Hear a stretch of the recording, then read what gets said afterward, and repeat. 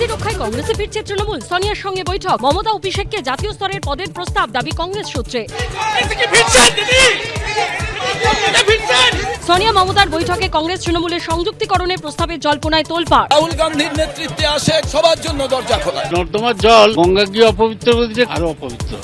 তৃণমূলের পরিষদীয় দলে ফের ধস, সুখেন্দু শেখরের পর সুস্মিতা দেব। রাজ্যসভার সাংসদ পদ ও দল ছাড়লেন অসমের নেত্রী। পদত্যাগের পরে হিমন্তের সঙ্গে সাক্ষাৎ। পূর্ব মেদিনীপুরের পরে এবার হাওড়া জেলা পরিষদও ভাঙনের মুখে। সভাধিপতির বিরুদ্ধে তৃণমূলেরই 25 সদস্যের অনাস্থা প্রস্তাব, আছে আরও দাবি বিদ্রোহীদের। দায়িত্ব নিয়েই দুর্নীতিমুক্ত শিক্ষা ব্যবস্থা, সওয়াল জগন্নাথের। দুর্নীতিমুক্ত প্রশাসন, নিয়োগ হবে একেবারে স্বচ্ছ এবং ঘুষমুক্ত। 4399 দিন সরকারে নেহেরুকে টপকে সবচেয়ে বেশি দিন প্রধানমন্ত্রী নরেন্দ্র মোদী। 12 বছর পূর্তিতে এনডিএর বৈঠক, ঝালমুড়ি খাওয়ালেন শুভেন্দু। মমতা কংগ্রেসে ফিরলে কি হবে তৃণমূলের হাজার হাজার কোটির তহবিলের? 80 জন বিধায়কের মধ্যে 64 জন আমাদের সঙ্গে, আমরাই আসল তৃণমূল বলছেন ঋতব্রত। ঘণ্টাখানেক সঙ্গে সুমন, রাত 8টা।